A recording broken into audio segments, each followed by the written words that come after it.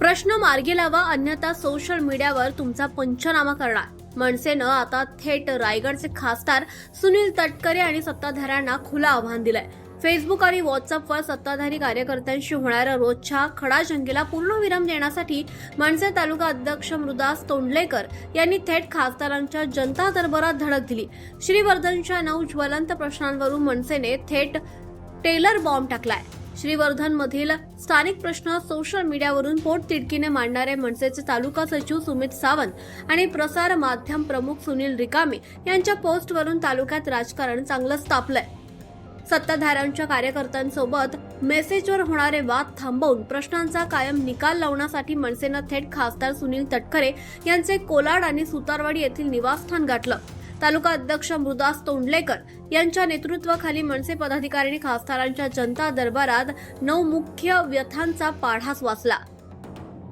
मनसेने दिलेल्या या पत्रातील 9 प्रमुख मागण्या: परप्रांतीयांचे लोंढे, स्थानिक रोजगार आणि सामाजिक व्यवस्था वाचवण्यासाठी केंद्र पातळीवर कायदा करा, दिघी पोर्टमध्ये रोजगार, वशिलेबाजी बंद करून स्थानिकांना प्राधान्य द्या आणि भरतीची माहिती वेबसाईटवर टाका, जल जीवन मिशन, निकृष्ट कामे आणि पैशांच्या उधळपट्टीची तातडीनं चौकशी करा, पर्यटन व्यवसायात स्थानिकांचा हक्क, बाहेरील गुंतवणूकदारांसोबत स्थानिक जमीन मालकांचा करार निश्चित करा, आरोग्य यंत्रणा, बोर्ली पंचतन येथील ग्रामीण रुग्णालय आणि आश्वासनांप्रमाणे मल्टी स्पेशलिस्ट हॉस्पिटल उभारा, जिल्हा परिषद शाळांचा दर्जा सुधारा आणि गरिबांच्या मुलांचं शैक्षणिक नुकसान रोखा, घनकचरा व्यवस्थापन, प्रदूषण रोखण्यासाठी ग्रामपंचायत स्तरावर लघु प्रकल्प सुरू करा, रस्त्यांची टक्केवारी, निकृष्ट रस्त्यांची गुणवत्ता तपासा आणि ठेकेदारांची कमिशन बंद करा, बॉक्साईट मायनिंग, कोकणचा निसर्ग वाचवण्यासाठी हे विनाशकारी प्रकल्प तात्काळ थांबवा.